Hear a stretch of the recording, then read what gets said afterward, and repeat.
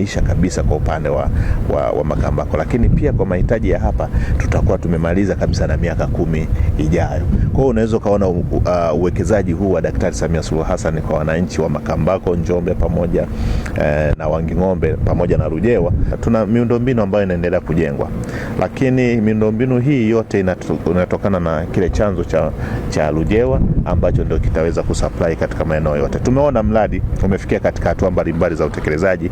Kwa upande wa Njombe tumeona kwamba umefikia 40%, lakini upande wa Wanging'ombe pamoja na Makambako tumefikia 50%, lakini tumewapa maelekezo kuhakikisha kwamba mpaka ifikapo Mei 1st, tarehe 1 mwezi wa 5 mwaka 2026 mradi huwe umekamilika, kwa sababu mradi ulitakiwa kukamilika mwezi wa 10 kipindi cha mwaka huu, mwaka 2025, lakini kwa sababu wakati wa ujenzi kwenye chanzo cha maji walikutana na miamba ambayo wakati wana design hawakuwahi kufikiria kwamba wangekuta ile miamba. Kwa hiyo sasa ile miamba ikasababisha kufanya design upya. Sasa ule mchakato wa kufanya design na kuapprove zile michoro na kadhalika ikawa imeleta delay. Kwa hiyo wenzetu walivyoleta maombi ya kufanya extension, na sisi tukatazama na tukajiridhisha kwamba wanastahili kuongezwa, na tumeongeza muda mpaka tarehe 1 mwezi wa 5 mradi huo umeshakamilika na uanze kutoa maji na wananchi